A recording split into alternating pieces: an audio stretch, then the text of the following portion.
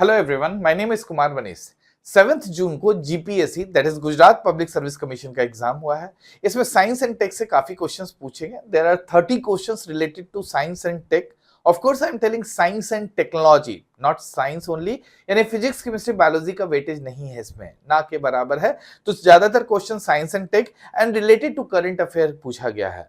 आने वाले किसी भी एग्जाम्स के लिए दीज क्वेश्चंस आर इंपॉर्टेंट। तो आपको एक बार क्वेश्चंस देखना चाहिए, उसके बैकग्राउंड के बारे में ये सब चीजें समझनी चाहिए। ठीक है, ये जो क्वेश्चन है टेलीग्राम ग्रुप में ऑलरेडी पोस्ट कर दिया गया है, लिंक डिस्क्रिप्शन में है, आप वहां से चेक कर सकते हैं। चलिए हम लोग क्वेश्चन से स्टार्ट करते हैं।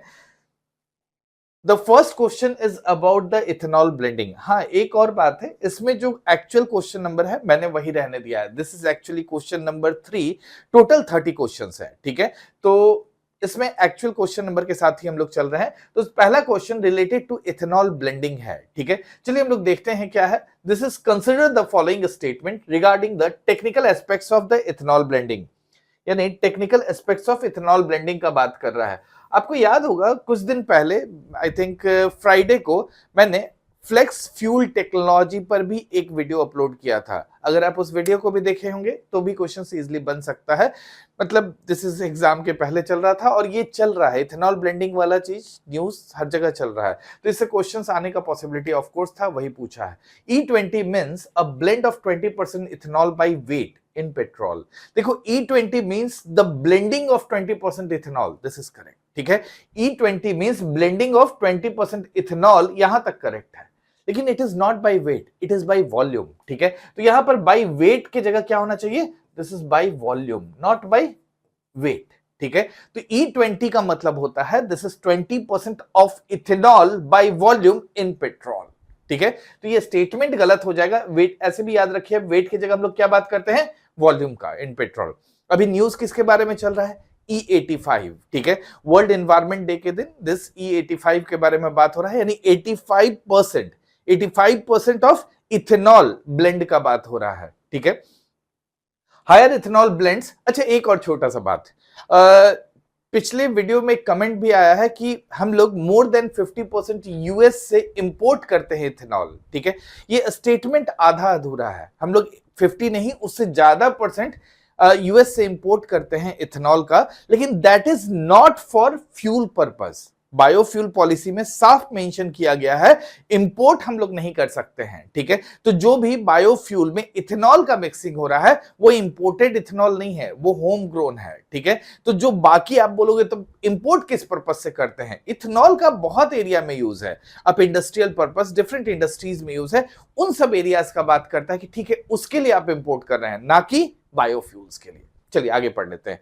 हायर इथेनॉल ब्लेंड्स में require modification to the vehicle engine, this is correct. इसीलिए तो हम लोग फ्लेक्स फ्यूल टेक्नोलॉजी जो टॉपिक पढ़े थे, किसके बारे में बात किए थे? फ्लेक्स फ्यूल टेक्नोलॉजी, या फिर फ्लेक्स फ्यूल व्हीकल ही लिख देते हैं, व्हीकल। ठीक है, इसका मतलब दीज व्हीकल्स आर मॉडिफाइड। अब इसमें फ्लेक्स फ्यूल में क्या हो रहा था? फ्लेक्सिबल, मतलब दिस फ्यूल कंसंट्रेशन का बात हो रहा था। यानी उसमें कितना भी इथेनॉल का कंसंट्रेशन करो, आइदर 0 करो या 100 करो, उसको फर्क नहीं पड़ेगा, उसका इंजन अपने आप उसको मॉडिफाई कर लेगा। तो उसी के लिए हम लोग फ्लेक्स फ्यूल व्हीकल का बात किए थे। तो इसका मतलब साफ है कि हम लोग को इंजन में मॉडिफिकेशन करना पड़ता है। सिंपल स्टेटमेंट है, this is correct. Ethanol has a lower energy value then petrol, this is also correct. ठीक है, अगर इथेनॉल और पेट्रोल का कंपेयर करेंगे in terms of calorific value, देखो इथेनॉल का लगभग 20-21 मेगाजूल पर लीटर होता है, जबकि पेट्रोल का देखोगे तो 34-35 मेगाजूल पर लीटर के आसपास हम लोग बात कर रहे हैं। इसका मतलब जो एनर्जी है that is inferior compare to petrol. ठीक है, इसका मतलब साफ है कि माइलेज थोड़ा सा रिड्यूस हो जाएगा। ठीक है, जब आप इथेनॉल फ्यूल यूज करोगे तो माइलेज थोड़ा सा रिड्यूस होगा, लेकिन इसका एक फायदा भी तो हो रहा है, कंप्लीट कंबशन होगा। ठीक है, तो ये चलेगा। तो बेसिकली आप समझ गए इसका आंसर क्या होगा। 1 तो रॉन्ग है, फर्स्ट इज रॉन्ग। हाँ, ये वॉल्यूम वाला वर्ड याद रखोगे, this is 2 and 3।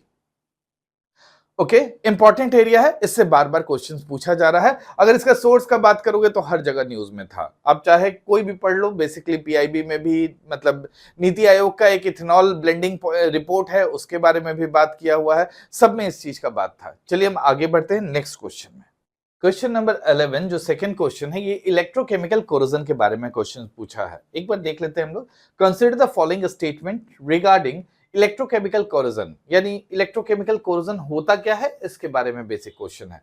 The presence of moisture और electrolyte can oscillate the corrosion process. इसमें बात करने लायक नहीं है, दिस स्टेटमेंट इज ट्रू। आप समझ रहे हैं, किसी भी तरह का इलेक्ट्रोलाइट, जैसे कोई भी तरह का सॉल्ट आ जाएगा, ठीक है, तो बेसिकली क्या होगा, the corrosion process is increase that actually acts as the ionic conductors, ठीक है। तो जो भी सॉल्ट होगा यानी इलेक्ट्रोलाइट होगा, वो आयनिक कंडक्टर्स की तरह काम करने लगता है। इसका मतलब क्या हुआ, ये इलेक्ट्रोकेमिकल सेल को कंप्लीट कर देता है। जहां दिस इलेक्ट्रोकेमिकल सेल्स कंप्लीट हो जाएगा, वहां कोरोजन एक्सेलरेट हो जाएगा। तो दिस स्टेटमेंट इज करेक्ट, ठीक है। The purer the metal the greater the chance of corrosion, नहीं ऐसा नहीं होता है, ठीक है। एक बात समझिएगा, दिस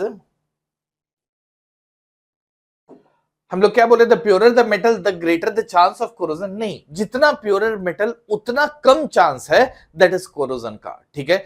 एक्चुअली समझिए कि impurities micro galvanic cell metal के अंदर में ही क्रिएट कर देता है। Impurities micro galvanic cell metal के अंदर ही क्रिएट कर देता है, ठीक है, जो कोरोजन रेट को बढ़ाता है। इसका मतलब प्योर आयरन जो होगा वो कम कोरोड होगा कंपेयर टू इम्प्योर आयरन, ठीक है। तो ये हम लोग आयरन में पढ़ते भी हैं, हालांकि बेसिक केमिस्ट्री से भी बन सकता है ये क्वेश्चन।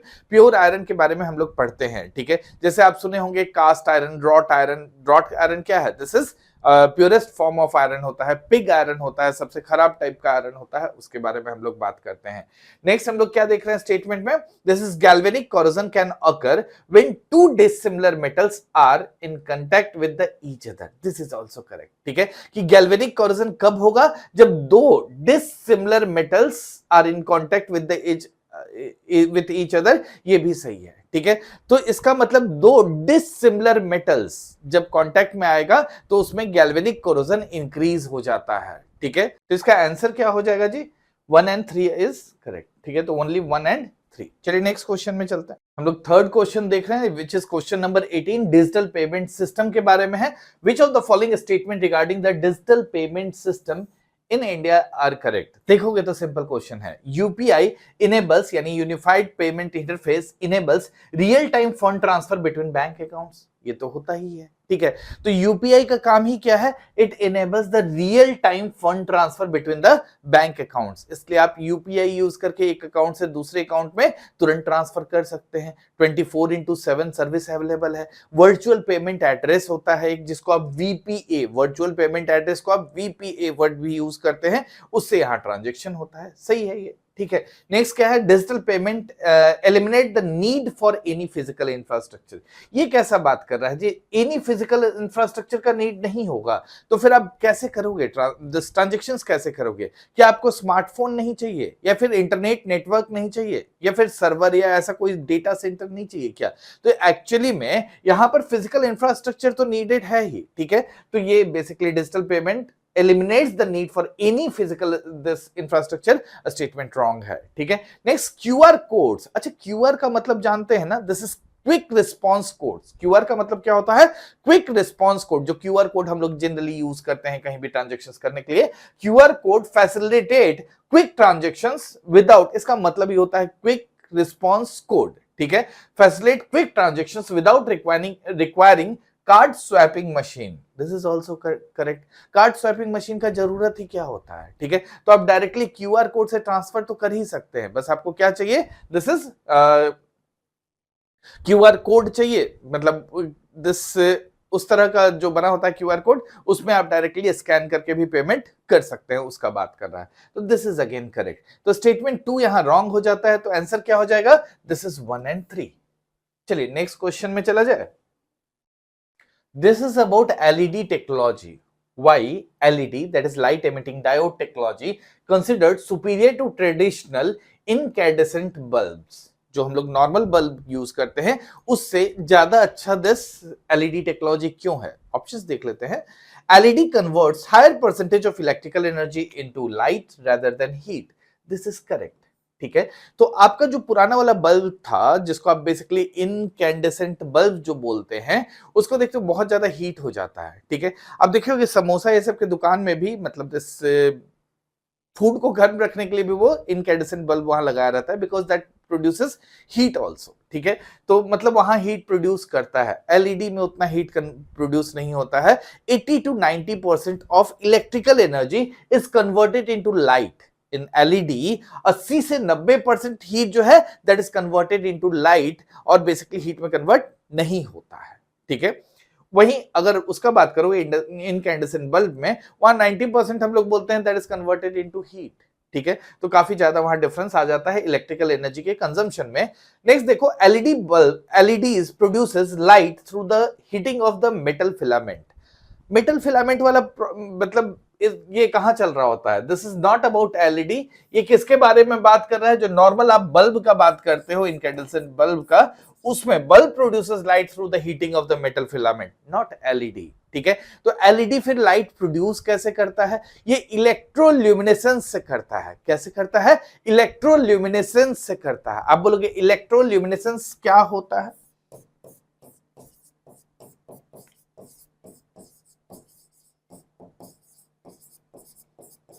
इलेक्ट्रोल्यूमिनेसेंस क्या होता है, ये भी तो आप सवाल पूछोगे ही, ठीक है। इसका मतलब होता है this is the movement. Electroluminescence क्या होता है? Movement of electrons in the semiconductor, ठीक है। तो सेमीकंडक्टर इसलिए इसमें रिक्वायर्ड भी होता है। This is about the movement of electrons in the semiconductor, not by the filament heating. Filament heating bulb का प्रोसेस है, ठीक है। तो इसमें कैसे होता है? इलेक्ट्रोल्यूमिनेसेंस से होता है। किसको बोलते हैं? This is about the movement of electrons in the semiconductor, ठीक है। तो इसी के लिए हम लोग बोलते हैं कि इसमें लाइट प्रोड्यूस इलेक्ट्रोल्यूमिनेसेंस से होगा एलईडी में। तो ये स्टेटमेंट तो गलत हो गया ना जी। तो कौन सा सही ऑप्शन है?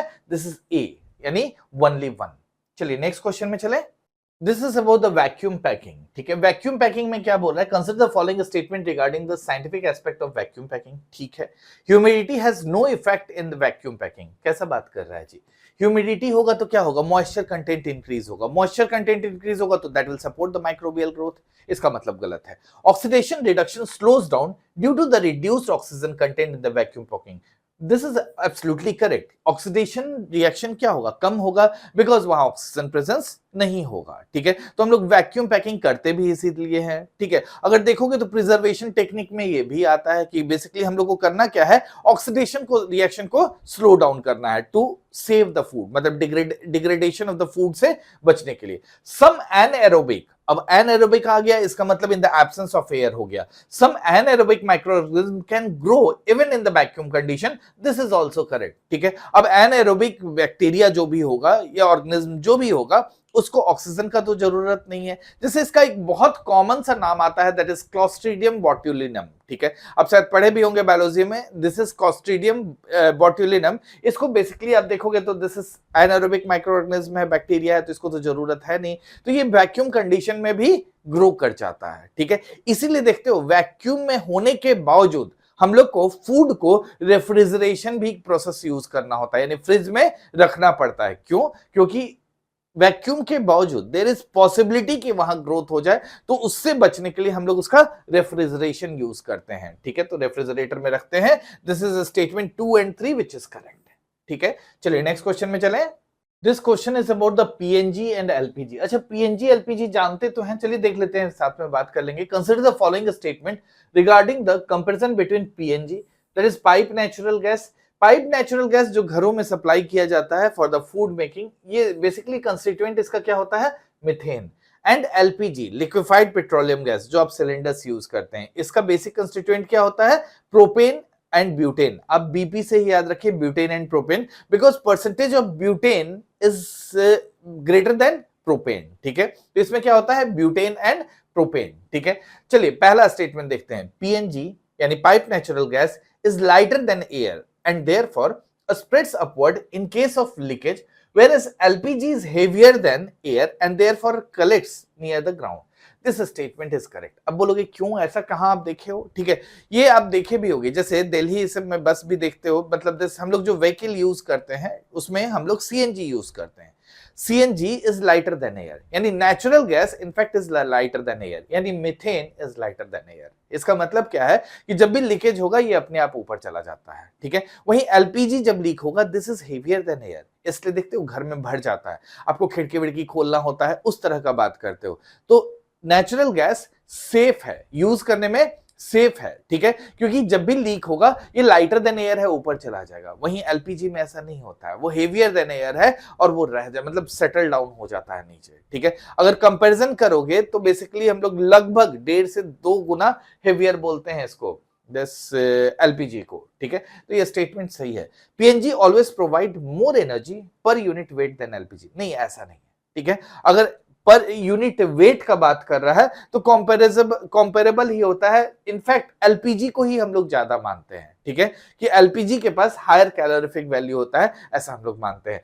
ये भी तो समझो कि ये है मीथेन, CH4 का बात कर रहे हैं। जैसे जैसे चेन में आगे बढ़ोगे, ब्यूटेन और प्रोपेन का बात कर रहे हो, तो वहां पर क्या हुआ, C3 प्रोपेन के लिए, C4 ब्यूटेन के लिए, तो चेन लंबा हुआ, इसका मतलब कैलोरीफिक वैल्यू भी इंप्रूव हो जाता है, ठीक है। तो this statement is wrong. The pressure of PNG यानी pipe natural gas is generally lower than LPG, ये भी सही है, क्योंकि एलपीजी को तो हम लोग प्रेशराइज करके सिलेंडर में भरते हैं ना, जबकि एलपीजी को पीएनजी को प्रोवाइड किया जा रहा है थ्रू पाइपलाइंस, ठीक है। तो इसका मतलब ये प्रेशर वाला कंसेप्ट भी सही दिया है। तो statement 1 and 3 is correct, 2 is wrong, ठीक है। इजी क्वेश्चन है। चलिए नेक्स्ट क्वेश्चन में चलते हैं।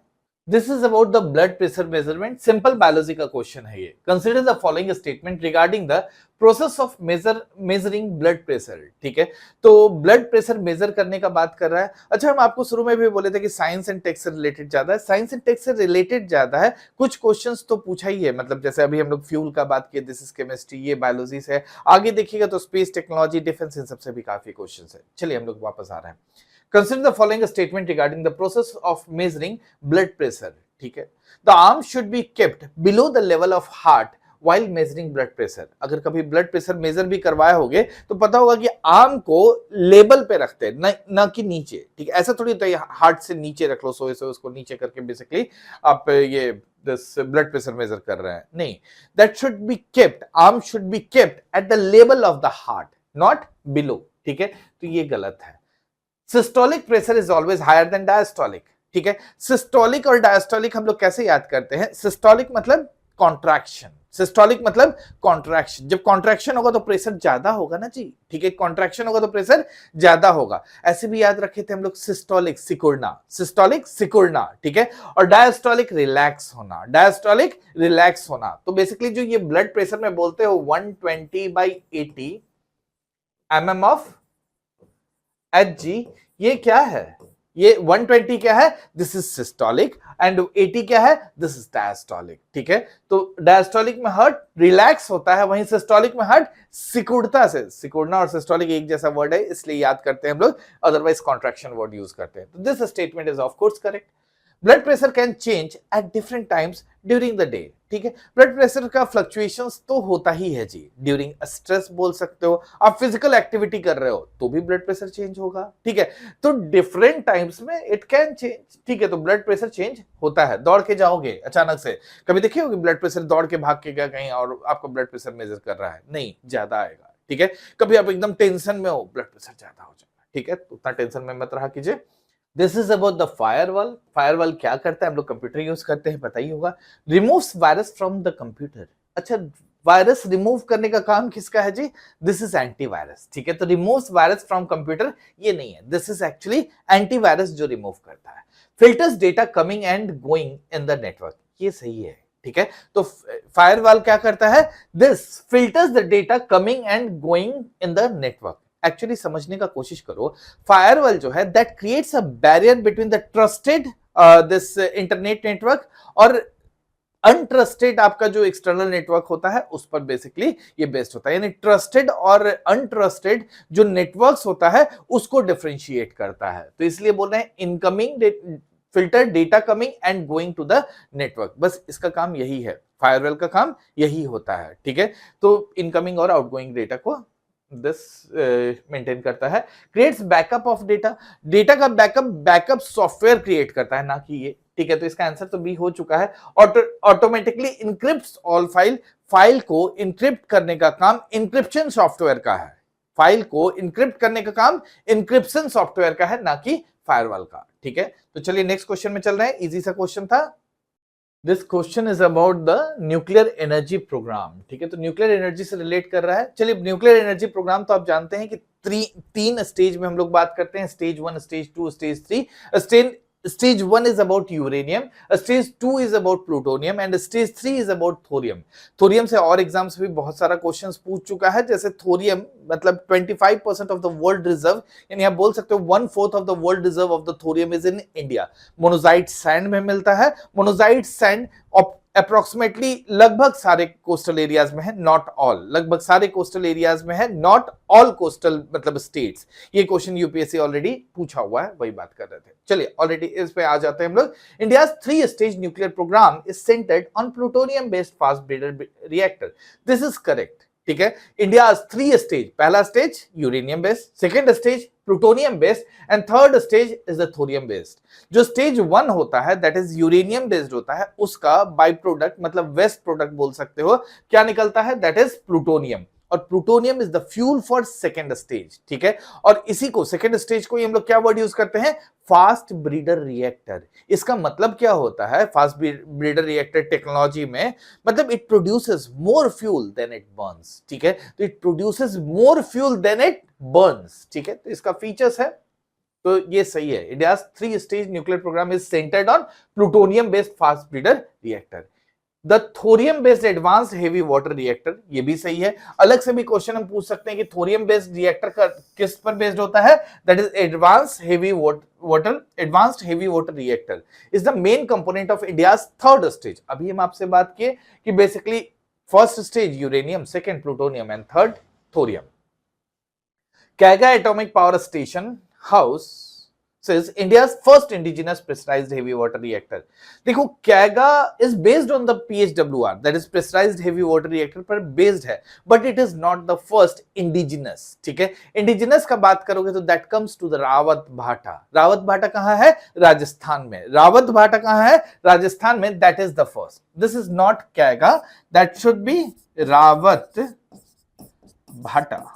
रावत भाटा कहाँ है, राजस्थान। ठीक है, this is the first indigenous PHWR. ठीक है, आपको पता होगा ये जो हम लोग रिएक्टर का नाम रखते हैं, दिस इज बेस्ड ऑन कि आप किस तरह का कूलेंट यूज कर रहे हैं। ठीक है, दैट कैन बी एलडब्ल्यूआर यानी this light water reactor, BWR यानी बॉइलिंग वाटर रिएक्टर, पीएचडब्ल्यूआर यानी pressurised heavy water reactor.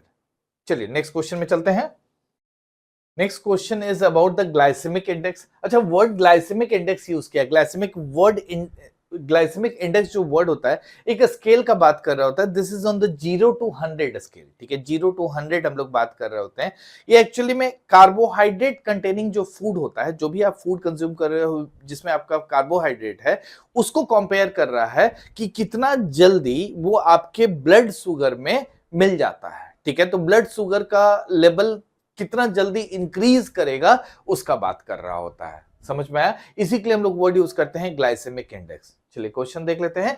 Consider the following statement regarding the factors affecting the glycaemic index. बात समझ के, ग्लाइसेमिक इंडेक्स क्या है, जो बेसिकली कार्बोहाइड्रेट का लेवल है आपके बॉडी में, मतलब फूड कंज्यूम किए उसके बाद कार्बोहाइड्रेट का क्या लेवल है, कितना जल्दी आपका ग्लूकोज शूट कर रहा है, उसका बात करता है। ये कंपेरिजन प्योर ग्लूकोज से करता है। ये कंपेरिजन प्योर ग्लूकोज से करता है। देखिए, पहला स्टेटमेंट है, if the amount of the fibre in the food is high the glycaemic index can be reduced. This statement is correct.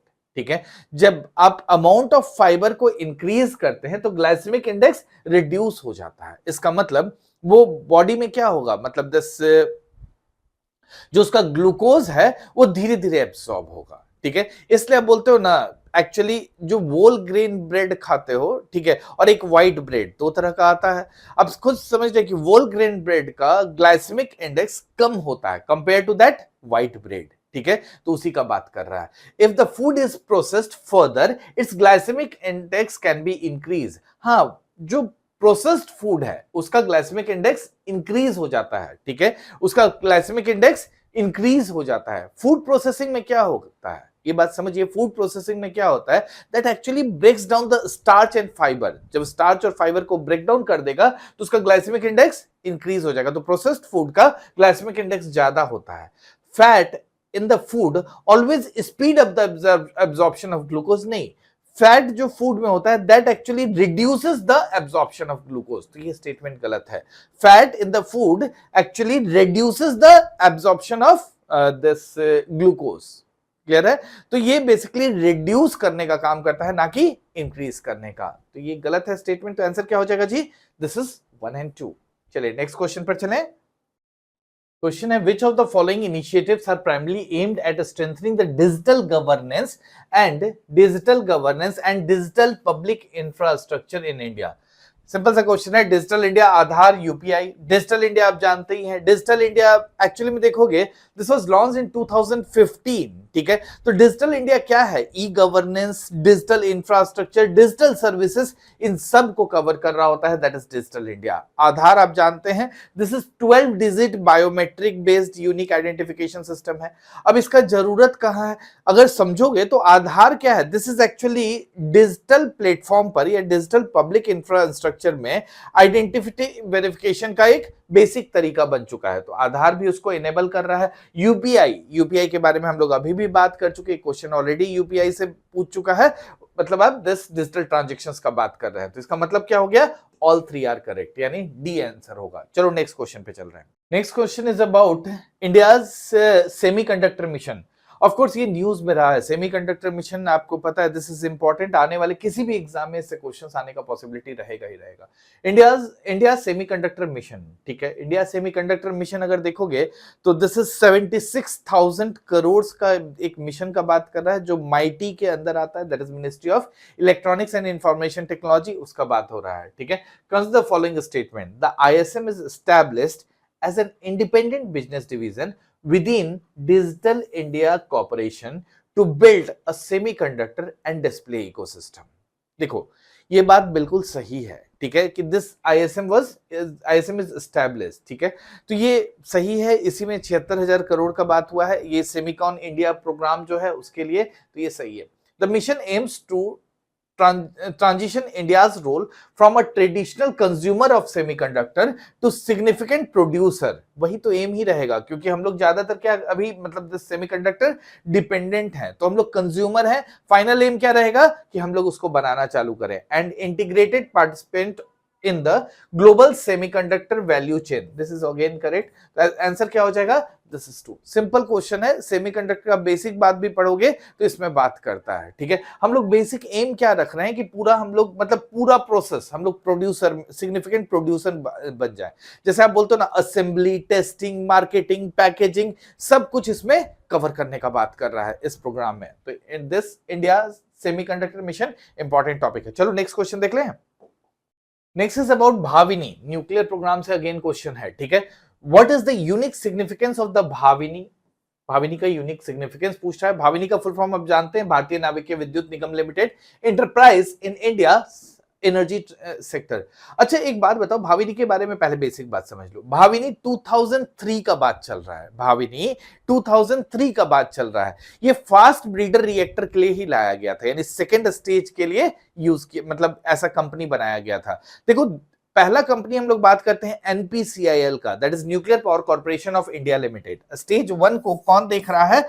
Stage 1 यानी यूरेनियम बेस्ड प्लांट जितना भी है उसका पूरा चीज। ठीक है? यानी उसका मतलब ये एस्टैब्लिशमेंट, मैन्युफैक्चरिंग, कमीशनिंग, सारा कुछ कौन देख रहा है? या फिर बेसिकली प्रॉपर रनिंग कौन देख रहा है? दिस इज एनपीसीआईएल यानी nuclear power corporation of India limited. Stage 2 के लिए हम लोग किसका बात करते हैं? भाविनी का। ठीक है? Stage 2 which is based on plutonium, इसमें हम लोग किसका बात करते हैं? भाविनी का। भारतीय नाभिकीय विद्युत निगम लिमिटेड। ठीक है? एक हमारे पास ऑलरेडी प्लांट है जो basically this fast breeder reactor technology पर बेस्ड है, दैट इज इन कलपक्कम। उसका नाम हम लोग बोलते हैं पीएफबीआर। ठीक है? क्या वर्ड यूज करते हैं? पीएफबीआर यानी प्रोटोटाइप फास्ट ब्रीडर रिएक्टर। क्या हो गया? Prototype fast breeder reactor. यहां ऑलरेडी हम लोग प्रोडक्शन चालू किए हुए हैं। कहां पर? कलपक्कम में। कलपक्कम कहां है? तमिलनाडु। ठीक है? तो यहां ऑलरेडी 500 मेगावाट प्रोडक्शन चालू है। ठीक है? तो ये बेसिक है इसके बारे में। तो क्वेश्चन देख लेते हैं। It is responsible for mining का बात नहीं होगा, आगे नहीं पढ़ेंगे। It is the nodal agency for the implementation of implementation and operation of stage 2 fast breeder reactor, ये सही है। यानी हम बोलेंगे कल्पक्कम जो पीएफपीआर बेस्ड है, इसको कौन देख रहा है? दिस इज भाविनी ही देख रहा होगा, ठीक है। तो ये बेसिकली किसके लिए है? स्टेज 2 पे हम लोग बात कर चुके, वही है। It manages the international civil, कोई मतलब नहीं है। चलो क्वेश्चन तो हो ही गया। नेक्स्ट क्वेश्चन में चल रहे हैं। चलिए नेक्स्ट हम लोग बात कर रहे हैं पीएम वानी स्कीम। पीएम वानी, prime minister wifi access network interface. PM वानी एक्चुअली में देखोगे दिस वाज इन न्यूज, ठीक है। 10 मई में न्यूज में चल रहा था। बहुत सा इसमें रिफॉर्म किया गया है पीएम वानी में, ठीक है। तो पीएम वानी फुल फॉर्म से ही पता चल रहा है, that is Wi-Fi access network interface. Wi-Fi access network interface मतलब दिस इंटरप्राइज या ओनर इन सब का बात कर रहा है कि उसको वाईफाई एक्सेस पॉइंट, जो पब्लिक के लिए वाईफाई एक्सेस पॉइंट दिया जाता है, उसके लिए कोई स्पेशल दिस लाइसेंस लेने का जरूरत नहीं है। ये अभी न्यूज में ऑलरेडी चला है और उसी से रिलेट क्वेश्चन भी कर लिया है। देखो, which of the following statement is true regarding the PM वानी, that is prime minister wifi access network interface. हालांकि स्कीम देखोगे ना, ये स्कीम जो है दिस इज 2020 का है, पुराना स्कीम है, ठीक है। लेकिन इससे जो न्यूज चला है वो रिसेंट है, ठीक है, अभी आया था मई में। It aims to provide affordable high-speed internet by allowing local shopkeeper and entrepreneurs to set up public Wi-Fi hotspots without requiring a license from DOT, ठीक है, यानी डिपार्टमेंट ऑफ टेलीकम्युनिकेशन, ठीक है। तो दिस स्टेटमेंट इज करेक्ट, यही है ही इस scheme में एक्चुअली में। The architect of the scheme involves 4 layers. पहला पब्लिक डेटा ऑफिस का बात किया है, PDOs. Public data office this aggregators का बात किया है, app providers and central registry का भी बात किया है। दीज ऑल आर करेक्ट, ठीक है। तो बेसिकली ऑथेंटिक ऐप प्रोवाइड होगा और सेंट्रल रजिस्ट्री मतलब सी डॉट एक ये बनाया है, दिस साइट बना है जिसपे इसको रजिस्ट्रेशन किया जाएगा। तो सेंट्रल रजिस्ट्री उसके लिए बात कर रहा है। तो these both statements are correct. Next is about Pradhanmantri Gramin digital Saksharta Abhiyan, ठीक है। In this context of the Pradhanmantri Gramin digital Saksharta अभियान, प्रधानमंत्री ग्रामीण डिजिटल साक्षरता अभियान,